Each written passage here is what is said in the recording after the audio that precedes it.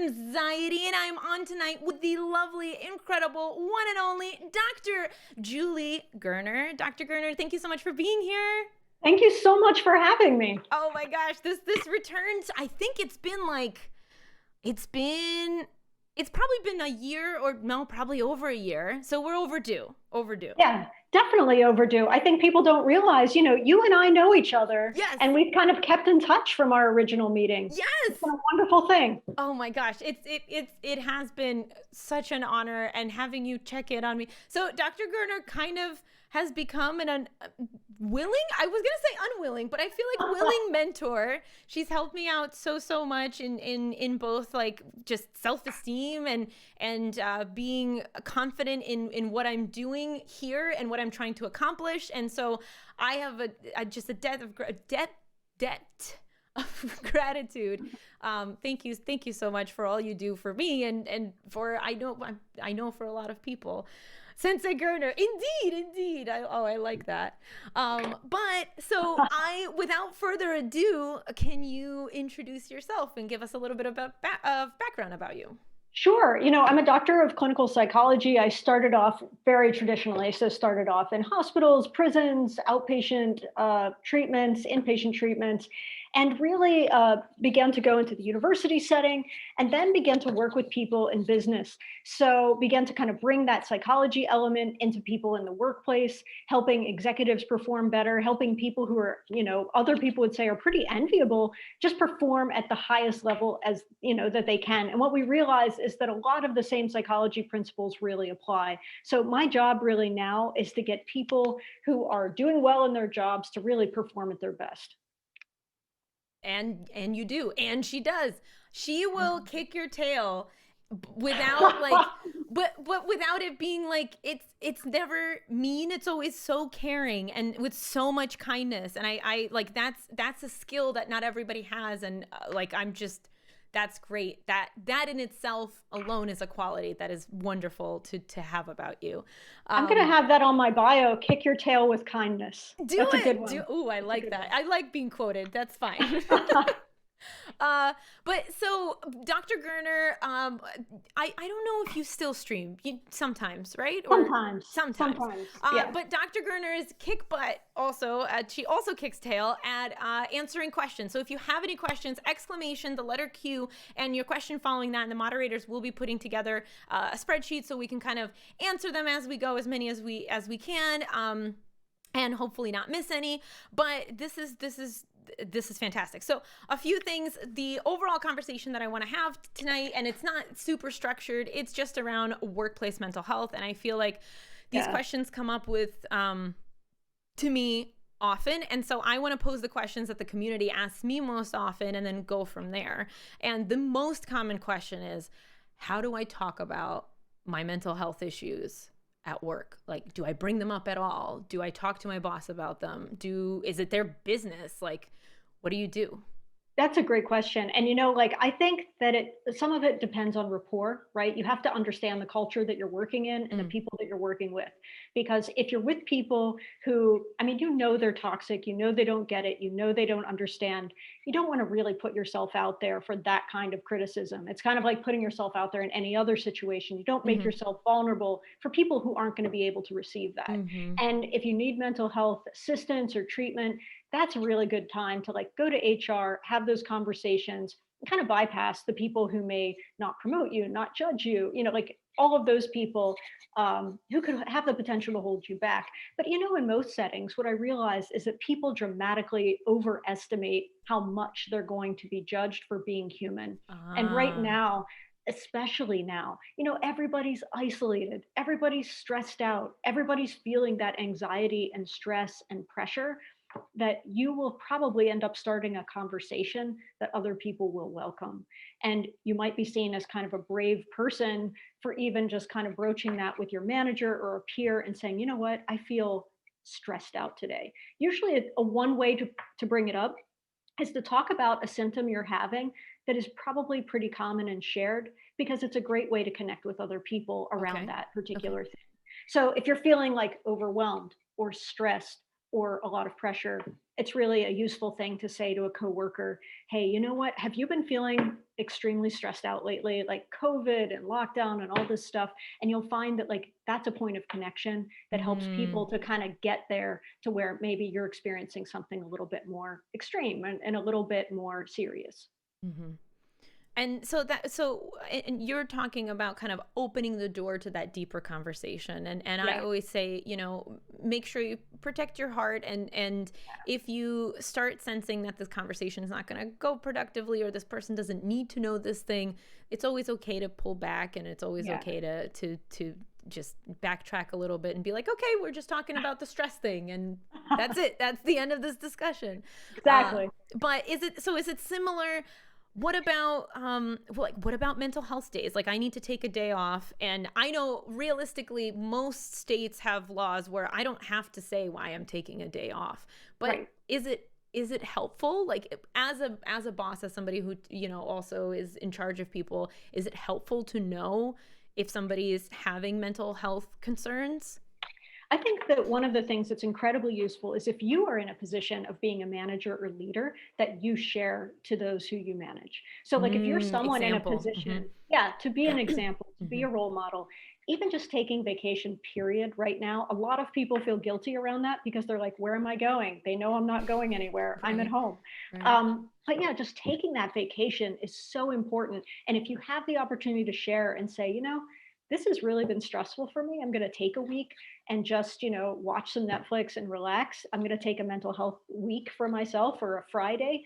I think it sets a phenomenal example for those that you lead. And if you're someone on the team who needs to take a mental health day, I think that again, you read the room, you read the temperature, and if someone's going to be open to it, it's a great opportunity to share. And most times, if you can share in Slack, where Mm. it can be a little depersonalized. It's a little removed from you, but you can kind of put a fun emoji on there and be like, I just need a break, guys. Um, and I'm going to take some time off just to have a mental health day and recover. Usually that's incredibly well received because everybody gets it. Yeah, yeah. So just using universal terms like stress, anxiety. Yeah. I mean, we also talk about the fact that sometimes those words are overused, but they are connecting points. It's how people understand what you're going through. Yeah. It is. And I think, too, that it's really important because a lot of times people who are in therapy, Hmm. one of the things that you'll realize really quickly is that you learn an entirely new language that other people don't understand. Yes. Oh my gosh, I love this. Hmm. Yeah. So, Yeah. like, for example, if you have PTSD and maybe Hmm. you're having dissociative symptoms, right? Most people have no idea what dissociation is. So Hmm. dropping that term means that you're not only going to drop that term, you have to be prepared to educate people and then have this big conversation Hmm. around it. So Hmm. I think that your idea around using kind of common terminologies, because PTSD is also a stress related and anxiety disorder, it's a great way to help people connect with you. And then when you start sharing a little bit more, if you have those close connections with, oh, did you guys know, or did you know as a colleague that I kind of struggle with PTSD from time to time, and I have these other things that I deal with, it opens the door so much further because that other terminology, you are going to end up being an educator, and not everyone's ready for that role. Right, right. That's emotional labor that you might not be ready to go through, and it might not Right. be the right person, and Right. everything. Um, Absolutely. okay. The next question that people always ask me is, how do I know when I should push myself and when I should Mm. step back? Because I think the thing, a lot of us, maybe I shouldn't be like speaking so broadly. I, for example, was brought up being told that I'm lazy a lot. So I Oh, would be unmotivated. I would feel depressed, and people would say, and my mother, whoever, would be like, "Oh, you're just lazy. You're just lazy. You're just lazy." And as a result, I ended up kind of like, that's my default. I need to be overworked in order for me to compensate for the fact that I'm lazy, right? So I am more likely to be kicking my own butt and being like, you're not doing enough. And so it's hard for me to respond to people who will ask me, they're like, well, how do I know if I'm just being lazy? And my default response is, you're probably not. But I would love to hear, I'd love to hear what you think. I think that when people approach work, they oftentimes are not looking out for like the early warning signs that it's just too much. We tend to overlook those things. And I think, like, for example, with burnout, you take on work, you take on work, you take on work, and the early signs of burnout we just completely ignore. So like the early signs are things like mood changes, right? You start getting irritable, you start feeling like, I don't want to turn on my camera today for that Zoom meeting. Mm-hmm. I'm just going to try to check out a little bit. I want to give myself distance from my work. And cynicism and that kind of Mm-hmm. negativity and pessimism, it's a way of giving yourself distance from the work that you have and from the kind of stressors that are there. So when you start seeing signs like that, you know what, right now it's too much. I need Mm-hmm. to take a step back. I need to Mm-hmm. give myself a break. And, sometimes it means stepping away from the computer for 10, 15 minutes. And Right. sometimes it means like, maybe taking a day off here or there. But yeah, I would start to look for those early warning signs. And usually you see them in mood first. That's usually where I see them, even in myself. Yeah. So that was going to be my next question. So you work for yourself, you are your own boss, and do you find it hard to create that work-life balance, or have you kind of already gotten into a rhythm and you kind of know your thing, or do you still push yourself? That's a great question, because when you are your own boss, and I'm sure that you will connect with this, is that work will take from you as much as you will give it. Like as much as you allow, Mm. it will take from you. It will take from your personal life. It will take from your, any free time you have. It will take from your mental space. Like because there's always more you can do, right? There's a Mm-hmm. new video you can make. There's a new, Oh yeah. another social post you could Mm-hmm. do. Mm-hmm. So in my work, what I try to do is I make Mondays my lightest day of the week. Okay. And so I do like all of my light stuff on Mondays, paperwork, billing, like boring stuff. But what it does is it gives me that extra recovery day tacked on the end of a weekend so that I have Saturday where I'm doing some work in the beginning of Saturday, Sunday, and then Monday is really kind of like, I don't have to be on camera. I don't have to meet with anyone. I don't really have to have any kind of conversations at all. I can just be at my computer, do some billing, put on some music, play with my dog, have a pretty light day. Right. And then as the week eases in, I schedule it in so that I'm not overtaxing myself. Because in my job, and I'm sure in yours as well, in many ways, that like if I don't take care of myself, I'm not going to bring my best to clients, and I need to be that person for them. So it's also Yep. why I restrict my client load. I take 8 to 10 clients a month. That is it. So I now take some corporate work as well, but like 8 to 10 clients is not a ton of people, but it allows me to space it out so that I'm having, a certain amount of meetings every week. And I just refuse to do more. Someone else can go on a wait list. And even though it's tempting and you think as your own business owner, maybe I'm not going Yeah. to have this kind of demand. Right. Yeah, you just have to be smart about it. Yeah. Well, it's again, it's about the long-term game. I think we tend Yeah. to think very a little bit short-framed and get nervous that I have this right now. So it's kind of, bird in the hand kind of thing where I Yeah. have this right now, I have to grab it. It's not going to be there later. But if you have it right now and you kind of place it where it's supposed to go, that puzzle piece, if you put it where it's supposed to be, then it knows that's where it's supposed to be. And whether that's a wait list, whether that is, Yep. a conversation at the end of the week instead of the beginning of the week, you set those expectations and then things come according to those expectations. I But think too, though, one of the things that's really important to me is that I'm able to bring the same caliber of work and energy to every client I have. I can't do mm, that if I'm burned out. I can't yes. do good work if Yeah. I'm like taxed like that. So for me, it's about keeping quality high too. And that's true whether you're me or you're someone in another position, that if you're burned out, I mean, you know what it's like to function on very little sleep.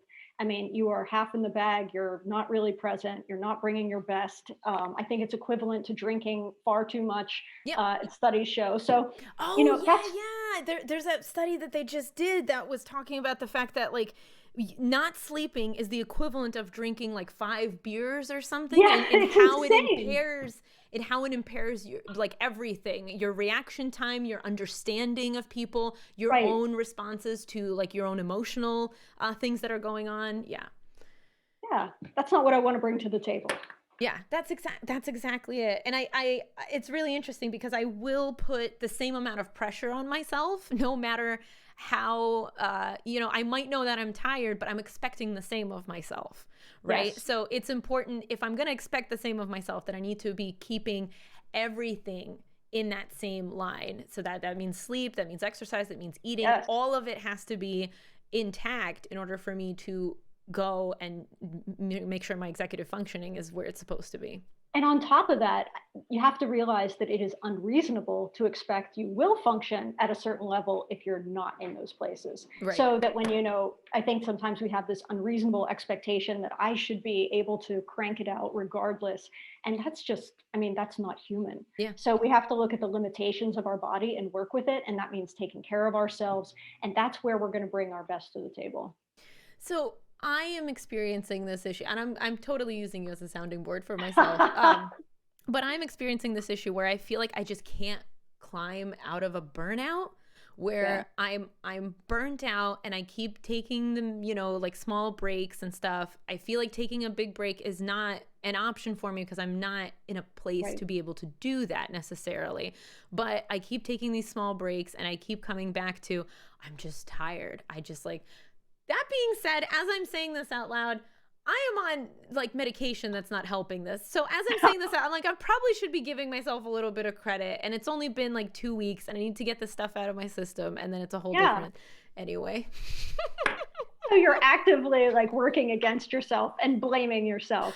Yeah. Well, who else am I supposed to blame? I'm right there. I'm such a good punching bag. I'm so accessible. It's true. I'm so accessible. Yeah. Tired or sad. Well, I play that game. I play that game all the time, especially as somebody I know I live with depression. So it's, am I just tired? Am I depressed? What the heck is this feeling that I'm feeling so that I know how to proceed, based on that?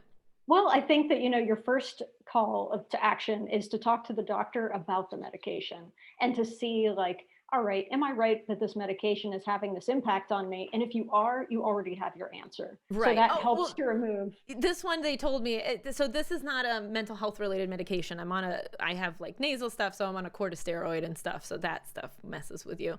So I knew when I went into it, but there was this part of my brain that was like, but not you though. You are gonna plow through this. You're not even gonna feel it. And no, that's not how it works. No, you are not a special warrior that has special abilities, even though, it's arguable that you do have some kind of special abilities. You do your work well. But as far as medication, you can't override biology. No one can. No.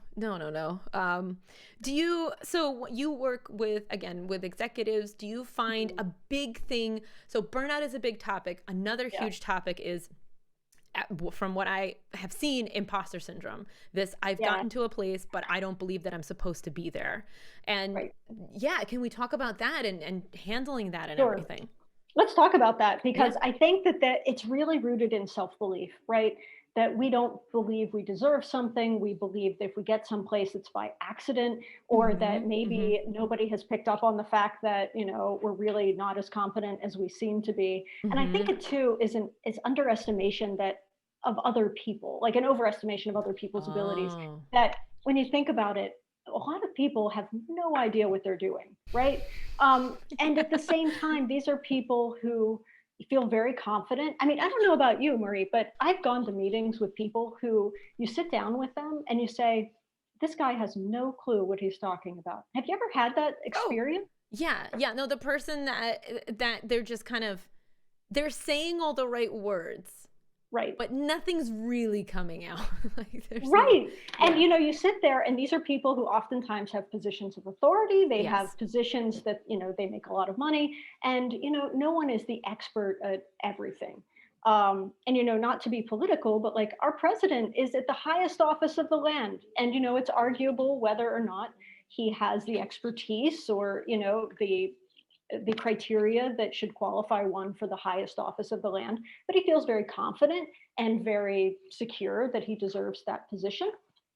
And, I think that's how most people operate, maybe not at the same level that he does, but I think a lot of people, like, for example, in applying to jobs, we know that most people will apply to jobs when they only meet a fraction of the criteria. But there are some people who are perfectionists and struggle with imposter syndrome that they must check off every single box before they would even think about applying for a job. And then even then, when they get the interview, they question whether or not they're capable of doing it. And there's this deep-seated self-belief that they are not good enough, that they don't know enough, that they don't, that they can't pull it off. and there's a deep-seated kind of insecurity there that I think that, you can work on, and it can become better, but it's a process over time examining those beliefs. And as that's a process that takes time. Yeah. Yeah. Dating is a lot like that too, Fantasy Gamer. I agree. Dating, and I think we mentioned this actually last time you were on, because it stuck really in my mind that like dating and work are very, very similar, because you have to have the same kind of relation, minus the intimacy. You have to have that same kind of connection with your job to be able to do it on a level that maybe you'd be proud of. I mean, I feel like you can coast through some things, but there is definitely a point at which, that won't, that's not a long-term way of doing it. No, I completely agree. I think that a lot of times when we see people who have imposter syndrome, they're almost always incredibly competent people, because they're always trying to learn more, do more. They're incredibly self-aware. And it's just a matter of building that confidence in their ability and showing them their own competence, right? Like when we're competent at something is when we really shine, when we feel comfortable at it. Like if I asked you, how do you work a mic on Twitch? Like you would know that off the top of your head. You'd have no problem explaining it to anyone. How do you set up a stream? Like you could rattle that off, no problem. When you feel incredibly competent about something, usually you feel pretty confident and you feel you can speak about it pretty freely. So it's a matter sometimes of feeling competent at these things where you feel like, okay, I got this, I can speak freely about it, and it increases your confidence quite a bit. Yeah. Well, is that it? I just don't know enough. Is that? No, I don't think that's entirely it, but I do No. think that you can see people's areas of confidence when you ask them about things they know well. Yeah. You can see that they have it in them. They have the potential to be confident people. So if you're out there and you feel like, I'm just really insecure about this thing, think about all those things that you do have confidence in. And those are great ways to kind of give you a gateway to the fact that you can be a confident person. It's not that you can't be confident. It's that there's something about this element that makes you feel insecure that you still have to master, or that you feel you have to master. And that's okay. But, a lot of times this is going to be based in like, unfortunately, beliefs, things that have been told to us, ideas we've had growing up. It can be based in, feelings around culture and discrimination, the way we fear others seeing us. There's a lot of fear in imposter syndrome. Yes. And one of the exercises I love to do, that probably some of your audience could do as well, is to look at, what is the worst case scenario? Like, what's the worst thing that could happen? And can you manage it? Like, if you're in the middle of giving a presentation or a talk, and someone says to you, you suck, you don't know what you're talking about. That's probably like the worst thing that could happen. Sure. But let's just say it happens. What then? I mean, if you can survive that, you're fine. Right. And the thing is, that's the worst case scenario. There's also the best case scenario where you nail it and it's amazing. Yeah. And then there's probably something in the middle, which is the most realistic scenario, which is you're probably a little nervous. You jitter around a little bit. Maybe you don't say all your words perfectly, but you actually do a pretty decent job and no one knows the difference. So you look at the worst case scenario. Can I manage it? All right. If you can handle the worst, you're all right. The best, and that's probably not going to happen, but it could happen. And then the most realistic, and just go for it, because if you can handle the worst, what are you worrying about? Right. You can manage this. Right. And that's a great cognitive behavioral technique in general, is when you feel that anxiety coming on of like, what if this happens? Yes. What if? What will you do? Will you handle that? You'll be able to handle that because you've handled it before in the past, and this is how you've handled it. And Absolutely. For me, there's two things that I will do to kind of try to boost my confidence when I know I have no other choice but to pretend to be confident, at least for the sake of like, I have to get through this, right? And the first one is I look at usually the most confident person in the room. And I did that. This is how I wrote my book, is that I like saw somebody who wrote a book and I was like, that person wrote a book? Are you serious? This is the book that they wrote? They sat down and they told people, I wrote a book and this is the book that they wrote. I can do that. I'm going to do that. No problem. So part of it is like, you kind of, It's kind of not great because it's based in comparison, right? It's I did a comparison. The person compared to me in a downward way, and that boosted my confidence, and I was able to go ahead and be like, all right, I'm gonna do this thing. But on the Well, I other, think it yeah, also broke a myth, right? I mean, it broke a myth yes, that the only people who can write books are some type of celebrity who has this expert knowledge that sure, nobody else holds, and that you also hold this expert knowledge. And so people who write books, sometimes those books really suck. yeah. And it's okay. And if you use that as an example to break a myth that is detrimental to you, I don't think that's necessarily so bad. Hmm. Hmm. Yeah, and the other thing is, why can't I take up the space? This was from Michelle Obama's book, Becoming. She Yeah. talked about imposter syndrome, and basically her response was, why can't I take up the space that like, so even if I suck and even if I'm not like, I still deserve to take up the space that I'm taking up, and like learn and get better. So it's Yeah. okay. Yeah. I think stepping into your own power is scary. Oh yeah. Because I think deep down, we all know that we're capable of being more than we are right now. I think there's Mm. that deep seated knowledge that we all have, like no matter where we're at in life, that you can sit down in a room quiet and say, yeah, I can be more than where I'm at right now. Like I can be more than, working at this store or doing this particular job.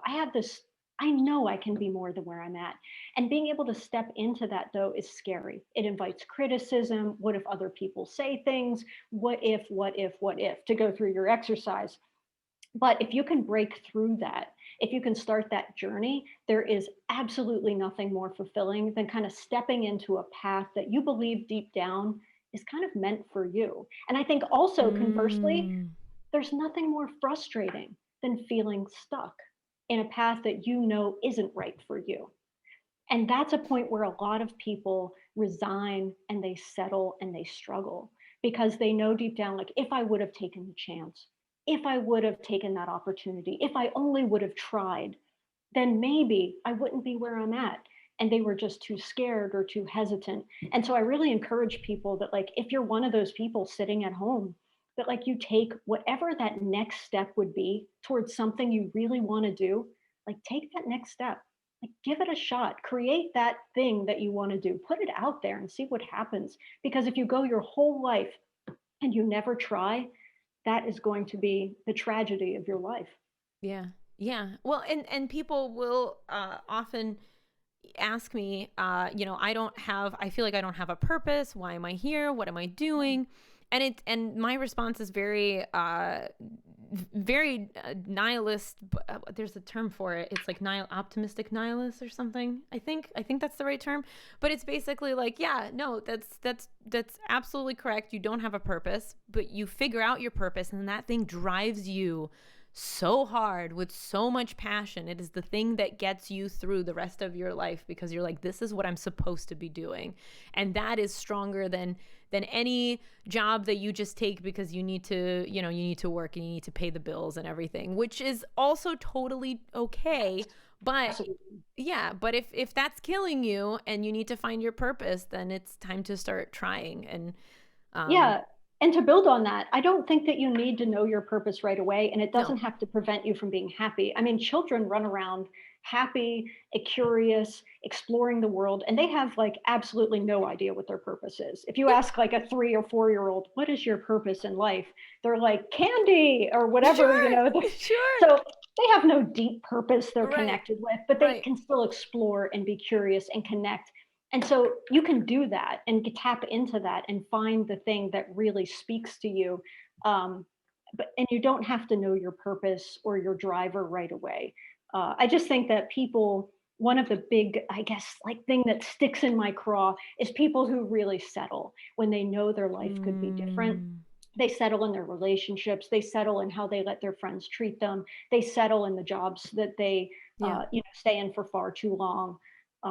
That really bothers me because I think that people have inherent self worth, and tapping into that is something that makes everyone feel powerful and it makes everyone feel better. I want to address a few comments in stream because they're actually pretty great, I think. ADHD Dinosaur says, first of all, I love this username. But second of all, what about if you feel like, wait, I lost it. What about if you feel like you aren't good enough, even with all the passion, just not as good as others in that field? Okay, that's a great question.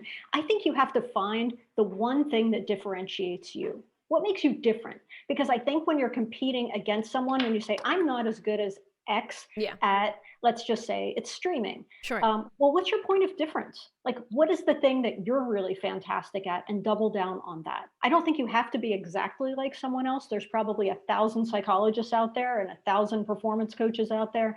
But what is the one thing that you're really good at? And if you can double down on that, you're going to already start from a place where you're better than the herd. And that's a great place to build on. If you start from here and you're building, you have no place to go but above the crowd. But if you start from the thing that you're weakest at when you're looking at somebody else, you're going to probably get up to average or, a bit above average. So find that one area that you can double down on and just ride that. And that's I like that. Very positive psychology. Instead of saying, I can't do these things, figure out the thing that you can do and focus on that and double. I like that. I like that very much. Sorry about that. I don't know if everybody heard my Google. But no, it's true. And Bliffle brings up a really good point. It's a sad but realistic thing. I don't even think it's sad, but we're not all destined for greatness. That's true. And that's okay. And I don't think you have to be great. I think you have to be doing something that leaves you content. I don't think that means, for some people, they won't be content unless they have this greatness, right? Which I think is its own, not issue, but that's its own thing. It's a separate thing, in my opinion. I agree. I think that when you talk about greatness, I think that often is confused for like what people want their life to look like. What do you aspire to? And for some people, what they want in life and what would make them happiest in life is having, a house that they own, a couple of children, and being able to have a loving relationship. And you know what? That's amazing. And if you get that in life, you are fortunate. So, not everyone says, is going to be the next Beyonce. Sure. That's cool too. But I think that you have to look at what is your dream for yourself. And that's really the thing that matters, not whether you're great in the eyes of social media. Like, who cares about social media? But what is greatness to you? Is it having an amazing relationship? Is it being able to just, be able to pay your bills? For a lot of people, that is a goal that would make them happier than anything on earth. So I agree. I don't think we all have to be great. I think that's a myth that drives a lot of self-loathing and feeling inadequate. But we can all be great in our own lives. And that doesn't mean it has to be recognized in a traditional way. I love that. Yeah, greatness is what you make greatness to be. I love that. The highlight reel, to be honest. We don't generally talk about the struggle and the setbacks and the sabotage. It's true. Yeah. It's true. It's true. Interesting also point has been brought up by Fantasy Gamer. I'm at the point where I felt purpose where I was a teenager and in my early 20s. And man, that just disappeared. And sometimes I wonder where that went. Yeah, that's a great point. We're people in flux. We evolve and we grow, and it's okay to have those points where you question where you're at, and those are points of growth and they're opportunities. If you're at a place where you say, I used to feel this motivation toward X or toward Y, now I'm just kind of stuck. This is an opportunity. This is a time that you can, take in where your life is at, take stock of what you want, and be able to think about that and find paths to getting where you want to be next. But I think to your point, Marie, just focusing on the things you can control over the things that you can't will always have kind of forward mode progress, because people are excited and happiest when they're growing.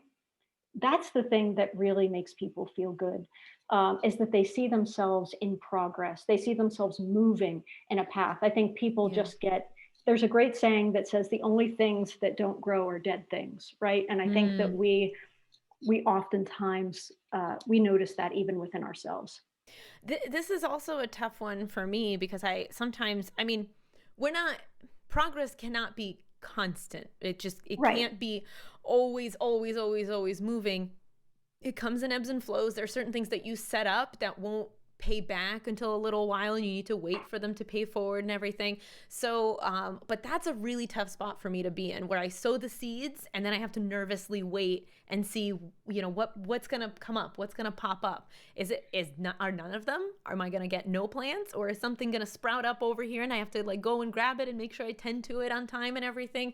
That's a very hard place for me to personally be in, the anticipation of, I think I've done a good job, but I have to do other things, but I don't like being still. So and I feel like that's kind of where I am in this exact moment. That's where I am, in like a weird stillness I don't want to be in. But embracing that stillness is just as important, because again, I just said I'm burnt out. So it's a great time to embrace stillness. It really is. And, I guess I would disagree a bit with you on progress, because I think that progress isn't only when it's recognized.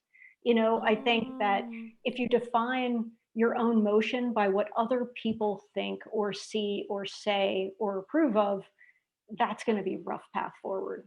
I mean, you are always making progress. I think it doesn't always have to be visible. It isn't something that has a tangible outcome. But like, if today we talk and we each come away learning something new, we've made some progress. We've we've moved ahead. Or if you plant that seed, you've planted a seed. Like, that's making progress and investment in your future. Whether or not anyone else ever sees it, you have seen that seed. You've taken care of it. You've nurtured it. Like, you've created something around it. Like, that is progress. That's an idea that you took action on. So I think sometimes we don't give ourselves credit for the small motions that we take unless somebody validates it for us. And I don't think that other people should hold the keys to our happiness, or whether or not we acknowledge the work that we do. Oh gosh. Oh gosh. Oh my gosh. That gives them a lot of power, right? I No, mean, it that's tough. does. It does. It gives them a lot of power. It takes a lot of power away from you. And it also, it makes you very helpless. Like, oh, I can't give myself credit unless somebody else gives me credit. So I'm just going to sit around and wait for the credit to be given. But I guess maybe I made it a little too vague. So I'm thinking about, like, let's say guest opportunities, right? Or sponsorship opportunities. I send out those, like, I do a good job on my stream. I make sure I have, people coming in and everything, and people are interested when they're coming in and everything. And then I'm like, okay, I'm going to send emails to this company and see if they will sponsor me. And then I'm going to also send emails to these people and see if they'll come onto my show. That's what I mean. That's my sewing part, where I throw that out and I'm like, okay, which one of you is coming back? I don't know if you know this story, but this is a really cool thing. No matter what you think of the Kardashians, because they're a very controversial group, but sure. When Kris Jenner was first starting out, one of the things that she did, I mean, she really started from very little with Bruce Jenner at the time. And, she really had no path forward. And so she said, what can I do? I have no skills really, but I live with this person who's a former Olympian and gives inspirational talks, and I got to figure something out. Like, I have to figure. So she sat on the floor and called up a friend and began to put together press packages and send them out to companies. And she said she sent out literally thousands and thousands of press packages, hoping the phone would ring, because they literally had no money. Right. And she had all of these kids in her house. She had wanted to send them to schools and do certain things with them, but they had no finances. And so she was literally sending out thousands of these. And eventually, she said, months passed, and eventually the phone started to ring. And you have to, and I mean, that's where she started in many ways. And now, has built multiple, whether or not you agree with them, multiple $100 million, billion businesses that start from a living room floor, putting together press packages, desperately sending them out to HR and hoping that somebody called.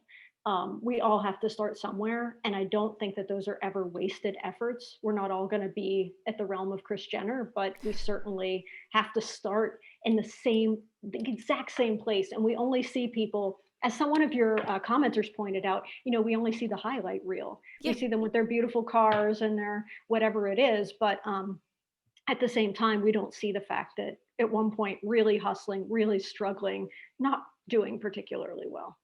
It was an interesting, Amy Schumer brought this up too, about this happens a lot with comedians where Mhm. it takes like 10 years for you to hone your craft and really become like a stand-up comedian. But to everybody else, you've popped up on Comedy Central. You're famous. Like that's it. That's all that needed to happen. You just needed to be on Comedy Central. But before that happened, so many steps needed to take place before you got that like that big break.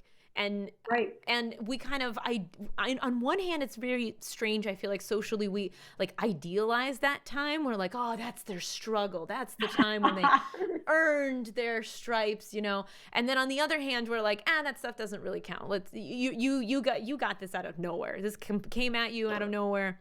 You know, Right. it was just handed to you. Good for you. You're probably pretty or whatever advantage that you have. Right.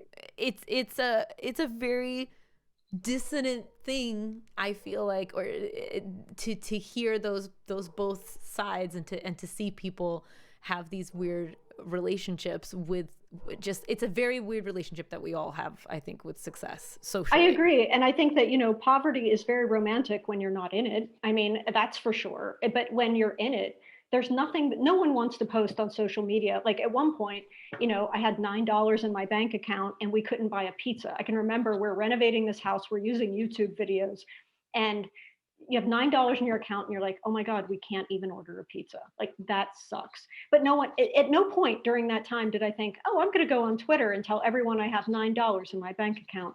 Like that's not the thing I wanted to share. I mean, Right. now I can share it, right? I mean, Right. that's fantastic to say, oh, at one point I had only $9 and it's all romantic now, but it wasn't great. It sucked and I Yeah. didn't like it and Yeah. it was awful and it was miserable. So I don't think that like when we have that, we're still in the struggle phase or we're still in the building phase. We don't like to share because we're almost ashamed. But once people get there, they all talk about their horrible stories. But most of the time, we're not volunteering those. And I'm also in that camp where, Yeah. at that point, that wasn't my inclination. Hey, let's show the world my bank account. Like Right. that would have been a terrible. I would not have done that. Right, right. Fantasy Gamer brings up an interesting point with depression. Building good habits happens with just getting out of bed every day and building that habit from nothing, a shower, making breakfast, etc. Nobody will ever see it most times. It's true. Love it. It's a very, that is something that I don't give myself credit for, because again, socially, my illness is invisible, and Yep. whatever I'm battling, it's very easy for me to even trick myself, because it's totally me tricking me. It's not real, Yeah. of me being like, you're just like everybody else and you're fine, and you don't have this thing that's setting you back just a little bit more maybe than somebody else who doesn't have depression. So Yep. I tell myself this lie, and then I have a hard time getting out of bed in the morning, and I don't give myself credit for it, because my expectation is not only did I get out of bed in the morning, I penned a deal for $100,000, you know? And Right. I didn't Right. do that. So I must suck, you know? You must be a failure. Yeah. What Right. I love about that comment, though, is that there is work that happens behind the scenes with so many people that we never see. And it Yes. isn't always about like, oh, how much money you have in your bank account. Sometimes that person that you're sitting next to at work who looks really put together was really struggling that morning. And Yeah. we don't know that Yeah. backstory. And Yeah. so I think that that's such an important point to have compassion for each other, to have a little bit of patience when somebody stresses us out, that if we don't know them well, whether that's the cashier at your store Hmm. or it's at the barista at your shop or whatever it happens to be, to realize that, you have no idea. That person could have been going through hell. They could just be, they're in their treat, they could be going through chemo, they could be struggling with depression that you just don't know. And I can remember in my own neighborhood, something that happened was that there was one house in my neighborhood that always kind of smelled like pot. And people were complaining, because that's what they do in my neighborhood forums. They complain about historically inaccurate shutters and other petty things. Sure, So they sure, were sure. they were complaining about this. And they learned later on that this person was undergoing cancer treatment and was trying Mm. desperately to keep their appetite up, and really try, because the person ends up logging on and saying like, hey, I see what you're posting, let me tell you what's really going on. And it put a lot of people on their heels. And I Good. think that we all need to have those moments where we realize that the things that we're very quick to judge, or the assumptions that we make, are oftentimes just absolutely not true. Yeah. Yeah. When you assume, you Yeah, I know it. Yeah, true. But everybody, please, please, Dr. Gurner is here and does really well with questions off the cuff. So please send your questions by writing exclamation letter Q and then posing your question. And we will be sure to get to them and weave them into conversation. We're lovely and very, very excited to have them. Yes, thank you so much, Taito. I just find it's a tough place to be in. To, again, I know I'm going back to it, but the giving yourself credit where credit is due ultimately makes you better in the long run and does get you closer to that picture of perfection that you would like yourself to have. I think that's dangerous, right? Yeah. That picture of perfection. Yeah. I think, though, that I don't see enough people celebrating their own wins. Like, I don't see that a lot, and I No. would love to see it. Well, it's like, not okay, right? You and I talk about this a lot. It's not okay to celebrate your own wins. It's not okay. Yeah. Well, it's funny that we say that because, a recent tweet that I had got like a lot of likes on it, I think. And one of the things I said, and I'm going to read it because I think it really Go for relates it. to this, is that, and I hope that I get a response out there. I said that I'm not a big fan of humility. Most women I know would fade into oblivion if they were more humble than they already are. Do big things, take credit for them, and teach others how to own their space too. I'm not a fan of humility. I have learned through my own career, and I think, it can be kind of controversial that, we try so hard to be humble, but we make ourselves small when we do that. We reduce ourselves. We don't give ourselves credit because we're so afraid someone's going to see us as being egotistical or self-important. And I don't think that's the way we have to live. We can celebrate and go, you know what, guys? Like, I hope that, when all those seeds you've planted end up kind of sprouting a little bit, that you get on and you go, hey, I can't believe this happened. This is amazing. And that you celebrate and you don't hide it. And then like slyly kind of slide in that like, hey, I'm interviewing this amazing person today. Like, it's okay to celebrate and be like excited about life because excitement is infectious. Yes. People want to join with you. Like, they want to be happy for you. Right. So why not like give them things to celebrate? It's not bragging if you're trying to, like, you're genuinely happy about life. Are you supposed to just never be happy, never celebrate? I don't know what's your thought on the balance there? Well, all it takes is one person to be like, oh, well, you're gloating. Or it'll be a comment that's, great example. I got Twitch partner and I had all of these comments congratulating me. And then I had one person who said, oh, they gave it to you. Congrats. And just in that micro, right? That little, you know how you worded it. You know what you said.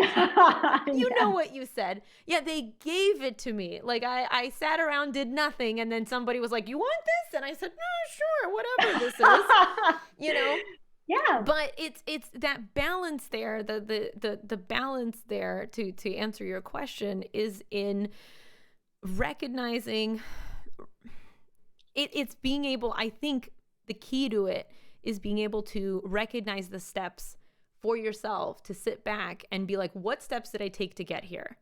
Because I will, like, literally did this today. I was like, you know what? I do nothing and I'm a waste of space and I have no freaking idea why I still stream because I bring nothing to the table. Like, I have no idea what I bring to the table. Oh my God. Well, and that is, well, I would correct you on this. But I know. Hold on. It gets better. It gets better. I promise. Okay. But it took me a second to step back and be like, all right, you've done this. You've done this. Nobody helped you accomplish this. You know that you've been helping people this way because of this thing that somebody was able to do that they either told you or you just saw them do better. There are people who never talk to me, who I see interact with me, and then suddenly they're starting to go to a therapist. Like something like that. Pretty cool. I'm not going to like take all the credit for that. That's stupid. But I can say like, I don't know if that person would have considered therapy before they sat down and had a conversation in the stream, about like how therapy is okay, for example. Yeah. And I think that it's really important not to let one negative person squash your joy. Like, that's 1 minute of an entire day and you're going to let it take from you. Like, that is a lot of power, again, to give to this troll who, that's their goal, right? I mean, you have thousands, or maybe not thousands, but you have a lot of people who are excited for you and want to see you win. And then there's this one jerk, and you're like, but that jerk, though, like he's the reason I can't post any good things. Right. And you know what? You can't, if those people, you allow them to hold you back, they have way too much power. And, at the end of the day, those are never people who matter. I mean, they're never people who are in positions where they're doing well themselves. And the way I try to see it myself is to say, who is the kind of person who posts these things? They're not happy people. Right. They're not people who are positive. Like, Right. what's going on in their life that they're feeling that they need to lash out? It happens to me a lot on Quora Mm-hmm. sometimes. Mm. People will say, like, I'll get all of this great feedback, and then someone will be like, and they'll write these like this horrible diatribe, and I'll just be like, I'll engage with them once, and I'll say, I read your comment, and it sounds like you're in a really bad place. Mm-hmm. And I hope, and of course, that makes them rage, Mm-hmm. because they're like, "What? I'm in a great place. Yeah. Shut up," You're But stupid. obviously, yeah, they're struggling, and I feel like anybody who has the time and wants to put someone else down isn't in a good place themselves. So I try to kind of approach it with, I block quickly. I get people out of my way. I don't want them messing with my headspace. I'm really tight about that. I block very quickly and religiously. If someone just makes me feel negative, I'll block them. Isn't that terrible? Like, if I just get a bad Mm, vibe, blocked. I mean, I'm not it going to give them a depends. chance. It depends. If your bad No, vibe is like they look funny, then that's bad. no, But if the bad no. vibe, if the bad vibe is they can't, you saw, because I've done this before where I've seen somebody. There's one person that I'm thinking about in the mental health advocacy community, and they're no longer in the community just because they've just quit.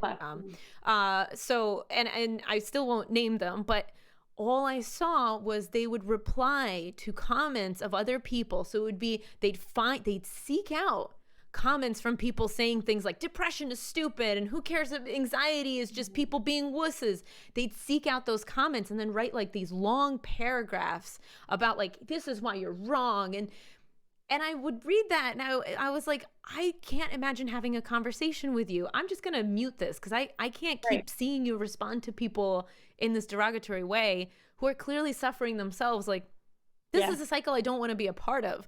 So, right.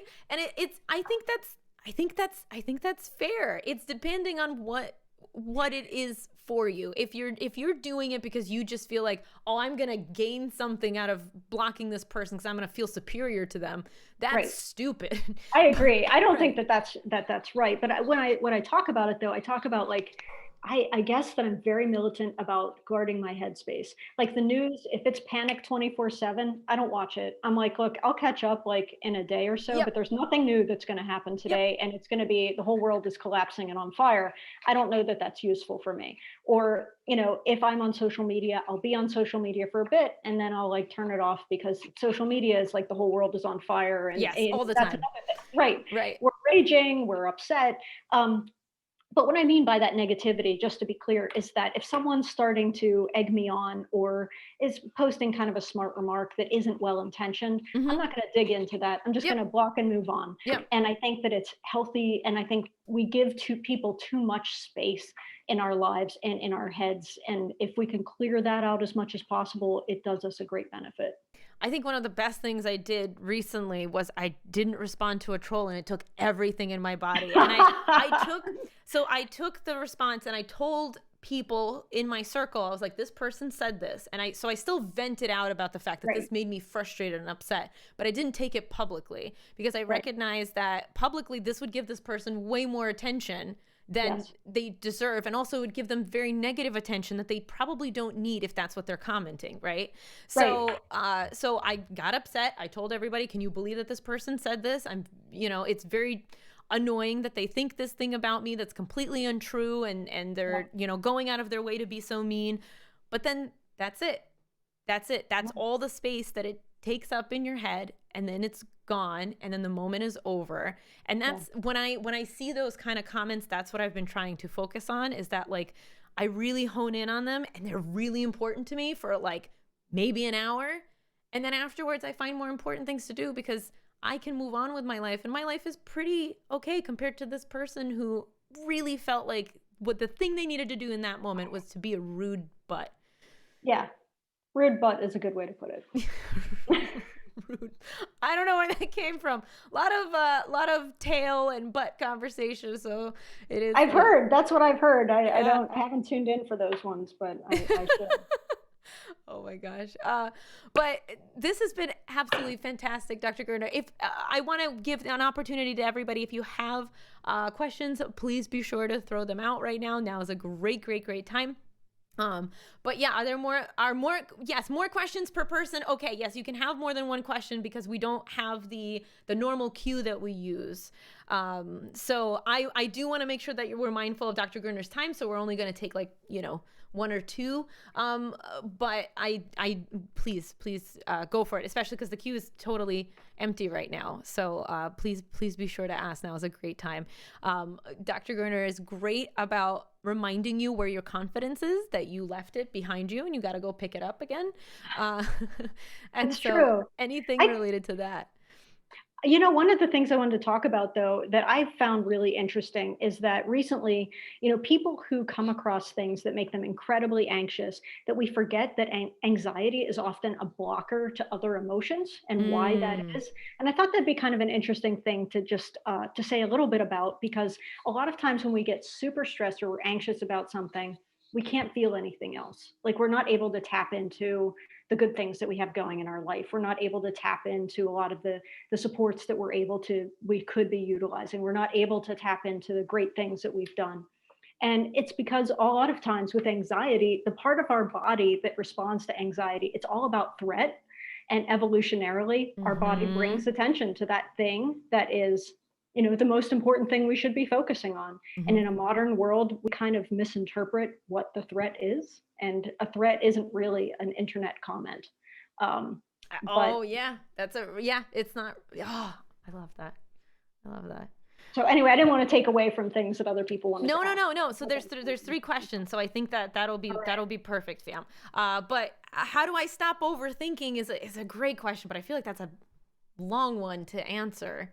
It is Uh, a long one I could give you a beginning place to yeah, start, give us maybe. a start. Give us a start. All right. So if you're overthinking, when people are talking about that, they're talking about rumination, Hmm. right? Yeah. So we're talking about thinking about things that have already happened that we cannot control. And so, we overthink. We're like, oh, what if I just would have said this? Oh, I wish I wouldn't have done that. Oh, if only Hmm. I would have, Hmm. Hmm. whatever. So when we're overthinking, one place that you can intervene and kind of start thinking about is that by overthinking, you're keeping yourself in the very moment you want to escape from, Hmm. right? So, like, you're keeping Mm. yourself in that past moment, in that past mindset, in that past place. And that's the very place you're trying to get away from. But by trying to rework it and revise it, which you're unable to do, it is an impossible task. That's why you keep overthinking, because Right. you keep thinking about solutions to a problem you can't jump back in time and fix. And fix. So it keeps you in that moment, locked in that moment, and blocks you from enjoying the present and from Right. being in the present. So I Right. think one of the things you can do is say, what can I do in this? Like, I'm going to give myself 10 minutes. You've probably heard this before. It's a Yes. great little tip. Yes. I'm going to give Yes. myself 10 minutes to Hmm. worry about this thing. This is rumination time. Yeah, it also Yeah. helps when you are overthinking when you're trying to fall asleep. All right, I have 10 minutes to think about this, Okay. but once my head hits the pillow, once I Yeah. lay down, I can't think about this anymore, and all I can think about is sleep. Yeah, you All kind I of think like, about is today. Like, I'm yeah, going to focus on today. I'm going to give myself 10 minutes. I realize I can't work this out. I cannot change it. I have to focus on that. Who am I right now? Like, go to the mirror, look in the mirror. This is who I am today. I can't do anything about yesterday. mm-hmm, And today, I'm going to make these different choices. And if that situation comes up again, maybe I'll deal with it a little bit differently. But I can't go back and deal with the things of the past. I cannot go back. And that you are a different person today than you yes. probably were at that time. And to focus on who you are now and not who you should have been then, or who you We think you should should have have been been. then. I like that. I like that. And yeah, talking to a friend is also a really good idea. Okay. Absolutely. All right, so the queue is closed for all intents and purposes because Okay. Dr. Gurner's got to sleep at some point. Um, But Cyril's first question is, how do you get yourself through work life if you don't like it at all and it makes you really unhappy? hmm. Switching is not an option for everybody, but getting the motivation and staying healthy under these circumstances is hard. Yes. Oh, this is a great question, and I really like it. I don't like your circumstance, but I love your question because a lot of people are in that situation. One is that I always tell people, you're right. Not everyone has the option to leave, but everyone has the option to form an escape plan. And that's what I recommend. You can't, Ah, you might not be able to leave right now, but can you be submitting a resume? Can you be applying to other things? Can you think about that? Absolutely. So every day you go to that job, think, I am collecting a paycheck and they were paying me, and I'm going to apply to all these other things, and this is temporary. This is something I'm doing till I get to this other place. mm-hmm. Form an escape plan, like a lock solid one. Like, get your resume together, get yourself like in a place where you're thinking about, again, the place you want to be, and begin to form a plan. Now, how do you get motivated to do the things you need to do? That's a really good question. Now, there are 1,000 things we do every day that we're not motivated to do, right? Like, Sure. I do laundry. I don't like say, oh, yay, it's laundry day. Can't wait. Yep. Like, I don't love sending invoices. I don't love any of those things, but Sure. we all do 1,000 things every day we don't like to do. But the reason we do them is because we see the other side of it. I do laundry because I want the clean clothes. I send the invoices because I want the money. So I think that, like, for you, putting in the time to get the paycheck, just going through the motions, recognize and be okay with the fact you're not going to like it, but that it is temporary because you are doing all of these other things on the back end to have an escape plan, and you're kind of using this job to your benefit. This is the thing that you're going to reframe to be the thing that is working for you until you get to the place you want to be. And that's okay. That makes it doesn't make you feel as helpless or stuck or trapped. And those are the things that keep us feeling really down. Yeah, yeah, and it's if I could add something, it's also about oh, my train of thought is gone, but I think it's also about that specific. There's something about that specific moment where you recognize I don't need to be like I don't want to be doing this, but I'm doing it anyway, and giving yourself credit for that is also pretty like a nice little Absolutely. motivator. Like, hey, I did the thing. All right, I didn't want to do it, and I did it anyway. Good for me. Absolutely. Taito asks, I've been waiting for 4 months to receive college's approval to start my thesis, and now that I have it, I feel stalled, like a motor that stopped and needs to be primed to run again. How can I prime myself? I know that this work is something that makes me happy every time I do it, but how do I get back to it? I've been out of it for months, and I feel like I have no momentum. Okay, this is great. Action is the way that momentum starts. And I would have an accountability partner. I know that sounds Mm. really like tough, but like one of the things I did to get through my dissertation, and a dissertation takes a long time, is I knew that looking at the potential of 200 and some pages and research was not really going to be very motivating. Mm-hmm. So the woman said to me, who's head of my dissertation committee, she said, I'm going to expect 10 pages a week. And, there were some days it was Thursday night and I was staying up all night to write those 10 pages because I didn't space it out properly. And there were times that I was able to do it at a better pace, but I always got it back to her because I knew she was waiting for me, and she was somebody who I had to be accountable to. So Mm-hmm. if you have something that you can set up with someone that you can trust to hold you accountable and that you will feel some responsibility to, start kind of having this accountability partner and say, hey, I need to get on track with this. Maybe it's somebody else who's writing a thesis, and kind of hold each other accountable and be partners through that process. And it can really help you out. Love that. Love that. Taito, I hope you can find somebody to be accountable with. ADHD Dinosaur asks, any tips on learning how to recognize your own wins? I like that. Recognizing your own wins Mm-hmm. is interesting. And I think, Marie, you would probably have some really great insights on that I don't know too. what you're talking about. Yeah, yeah, yeah. So, how do you begin? I want to ask you because sometimes I think this would be a great area to hear more from you about. So my thing is something I try to think of something really, really small that I do well. So like something I will do something that I find easy and just pleasant to do. So I'll go make myself a cup of tea. I make a pretty gosh darn good cup of tea. It's always as strong as I want it to be, and it's in a mug that makes me happy. I'm great at making a cup of tea. What else can I do? I'm going to go and play with my dog. I'm a really good dog mom because I pay attention to my dog. And so I just kind of like try to weave up. So I might not believe that I'm a great streamer, but at least that day I can believe that I'm a decent human, right? So it's recognizing smaller things that can kind of get you through the days where you can't recognize, where you just like you can't. It feels like it literally sometimes feels like there are blinders on where you're just like, I know that there is more there. I know I've accomplished things. I've surely done it, but I just can't see it right now. All I see is my failure and everything that I've done terribly. And you just have to like kind of focus your blinders instead on something that you have done well, and then slowly they kind of fall off. And then you go back to maybe giving yourself credit. So it's that. And the other thing that I will do, I have a folder of compliments that people pay me, and I don't like I add to it pretty randomly. It's not like everything anybody's ever written to me is in there. But if I find something that I'm like, this will probably motivate me later, I'll throw it in there. And very rarely, because I feel like my brain knows that this will make me feel good. If I read this, I'm going to get a nice hit of some serotonin. It's going to be great if I read through this. And so oftentimes I'll look at that folder, my brain will be like, you don't deserve to feel good right now. You don't deserve to look at those. No, you are a failure. And so if you look at those, you're going to be lying to yourself and telling yourself that you're not a failure, which you are. And then I do it anyway. And then I feel good. And then I'm like, you know what?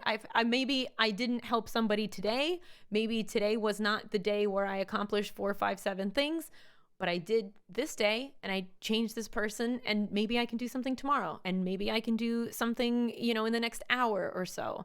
And so that motivates me. I think there are a few other ways in which people can access those Sure. things. And no, I think it's great. So because I love to hear your perspective on this, because you've kind of found keys to working with yourself that like, it's wild. So I do think in a good way. So I think that one of the things we need to do is change if we can, to change our mindset as much as possible, because when we're in a bad place, all we see are bad things. Mm-hmm, You have something like, I know that it's silly, put on a song that always makes you happy. And then you start seeing things a little differently. You may start seeing like, oh, like I feel a little bit better. I did do this one good thing today. Mm-hmm, or like look for feedback loops. And when I say feedback loops, I'm saying when you pet your dog, is your dog like the happiest it could be? Oh yeah. You've just made that dog so happy. And like, doesn't that make you feel happy? Like even if you're in a really crap place and you like are rubbing your dog's belly, or you're like rubbing its face and it's like blissed out, like that dog, you've made the happiest dog in the world. And in some ways, that feedback loop makes you feel a little bit better about your place in the world too. So if you don't have a pet, or if you do have a pet, engage with that pet, because they are phenomenal therapy, and they help you see yourself in a much better way. Like to you, to your pet, you are a superhero. Yeah. You have those amazing scritches that they need. That's right. You have all the key. You have the food, you have the dinner, you have the treats. I mean, there's a lot of ways to really get those dogs on your side, or cats for that matter. But I do think that creating good feedback loops, being able to kind of put yourself in a better mindset. If there's a song that always makes you happy, that helps you open and expand you a bit, it can help you see things that are a little bit better. And even, I know this sounds kind of silly, but do you have someone who you're super close with, a sibling, a friend, that you can text and be like, you know what, throw a compliment my way that's totally genuine, because I could use to hear it today. And somebody's saying something like, you have a great sense of humor, or you always get my emojis, or whatever it happens to be that makes you laugh. That sometimes really expands you too, because there's people out there that sometimes can see it when you can't, and being able to engage with them from a believable source. And I mean the source that like is totally honest with you. The person you take to like go buy jeans and they'd be like, don't buy that pair. That pair is terrible. Right. That person you can trust. So that's the person you ask for, like, hey, give it to me straight. What are some things that I'm really great at? What are some things that like you think are really my strong points? And they'll probably give it to you really straight and be someone you can trust. Yeah, I like that. I like that very, very much. Okay. All right. Next question. Okay. But yeah, no, I the only thing I'll add there is I do that. My sister and I will have a call where we'll be like, my brain is doing the thing again. And she's like, well, what? And I'm like, well, I feel like I don't accomplish anything. And she's like, well, you do this, this, this, and this. And I'm like, okay, I feel a lot better. I do that with my sister. There's a few streamers that I can trust that I do that with. So yeah, that's really good advice. Last question from Surreal. When do you know that you have to pull through with work, although it's hard, and when to stop and pause? How do we respond to hardship? I told you people ask this question all the time. So, when do you need to pull through when it's hard, and when do you need to take a break? Is that what we're talking about? Yes. So I think that sometimes we have projects that need to happen. We can't help that, like our workplace tells us, for example, you have a deadline and, this thing has to be done. So those are the moments where you have to say, look, I don't have a choice right now, and I'm going to find the best way that I can. I'm going to take some screen breaks. I'm going to take some pet breaks. I'm going to take some breaks to go down to the kitchen and get something to eat. Like, I'm going to take some breaks, but I need to like pour this out. And after that, I'm going to start spacing things out. Like if it's something that's time sensitive that needs to happen, one thing we can do for sure is to give ourselves space. Our tendency when we're anxious or when we feel overwhelmed is to avoid something. And all that does is build it and build it Yep. and build it. Yep. And then it's like the ninth hour and you're like, oh my God, I have to get this thing This done. And now I have monster. to stay up all night. Yeah. Right. So my suggestion would be start early, even if it's against your nature. If you're able to do something that's time sensitive, realize that anybody's first instinct around things that they feel overwhelmed by is avoidance, but that is the very thing that will make it big and terrible. So dig into the thing that you avoid is the thing you should probably tackle first. Totally against instinct. And I'll tell you, go against every impulse you have and start on that project, whatever it is, dig into it. Now, when do you need to take a break? Well, obviously, if it's something that to you is making you feel like cognitively and emotionally exhausted, take some breaks. You're starting to feel tired. You're starting to feel irritable. You're starting to feel overwhelmed. Like, give yourself space to be a human being. You are not a machine. You are not like a computer. And sometimes our workplaces believe that we are, but we are not built that way. So I think also a really good tip around that is setting boundaries with your workplace. A lot of times they'll say, hey, can you take on this project? Hey, can you take on this? And sometimes you've got to say no. And that's a hard boundary to draw, but it's a really important boundary to draw. And even just saying things like, you don't have to go into a long explanation, but to say, you know what? Right now, I have a ton on my plate. So it would be really great if you could give that to someone else right now so I can wrap up the things I'm working on. Like, no one sees that as a deadbeat. You see that as somebody who like knows how to manage their time. Yeah. And you don't have to be mean about it, but like know how to draw those boundaries so that you don't end up having so much on your plate. So it's all about managing your workload, managing your time, taking on things that normally you want to push away, and then kind of creating more space for yourself in your schedule. So you actually have a meal that is not in front of your computer. Like, have a meal and go somewhere. I know, right? Marie, do you always eat at your computer? No, actually, I've made it a rule to not, but I will bring my laptop to my kitchen table. So I'm not claiming that I don't, but I do have a sneaky way around it.